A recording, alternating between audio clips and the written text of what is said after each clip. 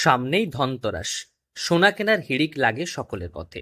তবে পছন্দের সেই সোনার দাম এখন 1 লাখ ছাড়িয়েছে। তবে যদি এমন হতো, আপনি গেলেন কিছুটা সময় নদীর পাড়ে কাটাতে, আর সেখানেই নদীর বালিতে হাত দিলেই পাওয়া যেত সোনা। হ্যাঁ, চমকে উঠছেন তাই তো? তবে এককালে নদীর বালিতেই নাকি পাওয়া যেত সোনা। চালুনি দিয়ে ছেঁকে সোনা তুলতেন গ্রামের মানুষ। তাই হয়তো এই নদীর নাম এমনই মনে করেন গবেষকেরা। এককালে সত্যি এই নদীর বালিতে বিশেষ পদ্ধতিতে সোনার কণা পেতেন সকলে, আর এতেই সংসার ও নিজেদের রোজগার চলত নদী তীরবর্তী এলাকার মানুষজনের। সুবর্ণরেখার নামের সঙ্গে জড়িয়ে রয়েছে সোনার গল্প। প্রাচীনকালে সুবর্ণরেখা নদীর বালি থেকে সোনা পাওয়া যেত। মনে করা হতো নদীটি একাধিক পাথরের মধ্য দিয়ে প্রবাহিত হওয়ার কারণে সামান্য সোনা কণা জলে দ্রবীভূত হয়, আর এই সোনা বহু কষ্টে উত্তোলন করা হয়। তবে তা খনিজ সোনা, এখন তা পাওয়া যায় না বললেই চলে।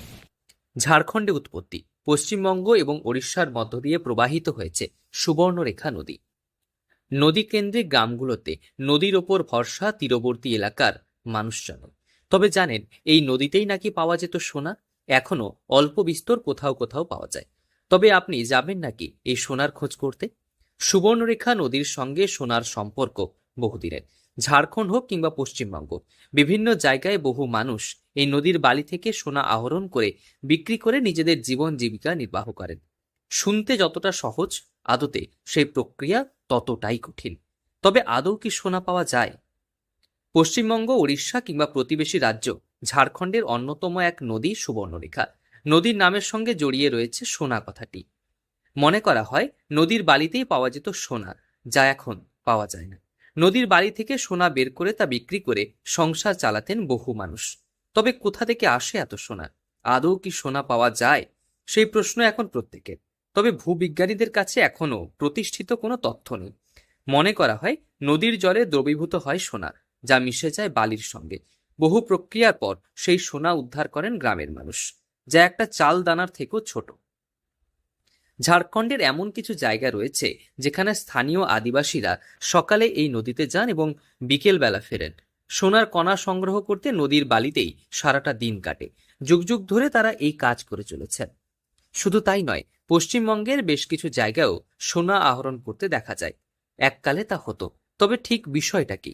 গবেষকেরা মনে করছেন সোনার আকরিক পাওয়া যেতে পারে নদীর বালিতে, যা বিভিন্ন প্রক্রিয়ার মধ্য দিয়ে খুব সামান্য ছোট একটা দানার মতো পাওয়া যেতে পারে। তবে অত্যন্ত চকচকে সোনা নয়, খনিজ সোনা হতে পারে, যদিও এখনো তার সঠিক তথ্য নেই। গবেষকদের অনুমান নদীটি বহু পাথরের খণ্ডের মধ্য দিয়ে প্রবাহিত হয়। সেই সময় ঘর্ষণের ফলেই নাকি সোনার কণা জলে দ্রবীভূত হয়। শুনতে যতটা সহজ, সুবর্ণরেখা নদী থেকে সোনা তোলা ততটাই কঠিন। যে সুবর্ণরেখার উৎপত্তি হয়েছে রাঁচি থেকে, এবং রাঁচি থেকে অর্থাৎ ছোটনাগপুর মালভূমি অঞ্চল থেকে উৎপত্তি হয়ে উচ্চগতি পেরিয়ে গোপীবল্লভপুরের যে সমভূমিতে পড়ছে, তারপর থেকে কেশিয়ারি হয়ে দাঁতনে প্রবেশ করেছে এবং তারপরে উড়িষ্যা হয়ে বঙ্গোপসাগরে প্রবেশ করেছে। অর্থাৎ আমরা দেখতে পাচ্ছি মালভূমি অঞ্চলের খনিজ পদার্থ সমৃদ্ধ যে অঞ্চল থেকে সুবর্ণরেখার উৎপত্তি, এবং যে অঞ্চল থেকে আসছে সেই অঞ্চল কিন্তু বক্সাইট, অভ্র এইসব খনিজ পদার্থে সমৃদ্ধ। অর্থাৎ একেবারে অভ্র এবং বক্সাইটের যে চুনো বা তার যে গুঁড়ো, এগুলো কিন্তু নদীর সাথে নিয়মিত ভেসে আসে, এবং ভেসে এসে এই মধ্যগতি এবং নিম্নগতিতে নদীর বালুকাবেলায় সেগুলি কিন্তু পড়ে থাকে। এই শত শত টুকরো যে কণা, সেই কণাগুলি রৌদ্রে বা সূর্যের আলোকে চিকচিক করে অনেক দূর থেকে, যে দৃশ্য সাধারণ কোনো নদীর বালুকাবেলায় বা পাড়ে দেখা যায় না। তাই এই নদীকে সুবর্ণ রেখা বলে। এবং এই নদীর বালি থেকে সোনা তুলতে হয় অনেক কষ্ট করে। এই কণাগুলি এক একটি চাল দানার সমান, তার থেকেও ছোট। স্বাভাবিকভাবে কয়েক হাজার বছর ধরে এই সোনা রহস্যের কোনো সমাধান হয়নি। তবুও ভাষা সংস্কৃতি যেমন সোনালী ইতিহাস সৃষ্টি করেছে, তেমনি সুবর্ণ রেখাও বয়ে চলেছে সোনার এক গল্প।